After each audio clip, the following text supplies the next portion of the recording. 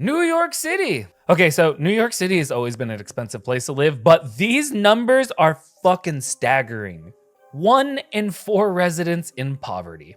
That's nearly 2 million people struggling to cover basic needs in one of the wealthiest cities in the world. Even more, nearly half the city's population is classified as low income, meaning they're teetering on the edge of financial hardship. Yeah, I can relate to that. The report confirms what many have felt firsthand. Everyday essentials, we're talking food, housing, transportation, are rising faster than general inflation. While the conversation about inflation has shifted towards optimism, many New Yorkers are still feeling the squeeze. Again, I can relate. The Bronx in particular are being hit hard, with food pantry demands tripling since the dark times. If people can't afford their groceries, how can they be expected to afford rent or childcare? Because as of January of this year, the median rent in Manhattan reached $4,530 per month, marking a 5% increase over the previous year. And of course, the surge isn't just limited to places like Manhattan. Across New York City, the average rent stands at about $3,800 per month, significantly higher than the national average of $1,600. Also, where are these cheap apartments? Because that just sounds really low and not right, but did you guys see that double chin?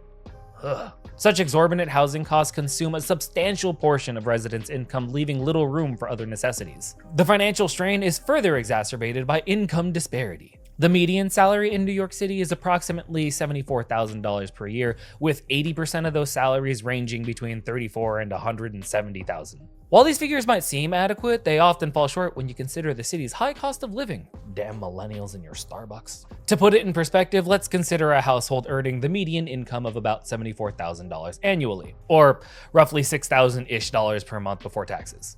With an average city rent of roughly $3,800 to $3,900, you would be consuming about 63% of their gross annual income, far exceeding the 30% benchmark that financial advisors typically recommend for housing expenses. Residents are dealing with rising costs across the board, from Metro card fares to basic groceries, intensifying that daily struggle to make ends meet. The study emphasized the importance of supplemental nutrition assistance, housing vouchers, and affordable childcare as critical measures to alleviate the financial burdens of low-income families. I know I say this a lot, but no shit. Without immediate and sustainable intervention, the affordability gap in New York City will likely only continue to widen, pushing more residents into precarious living situations. In a city renowned for its opportunity and vibrance, the stark reality is that a significant portion of its populace are struggling to survive.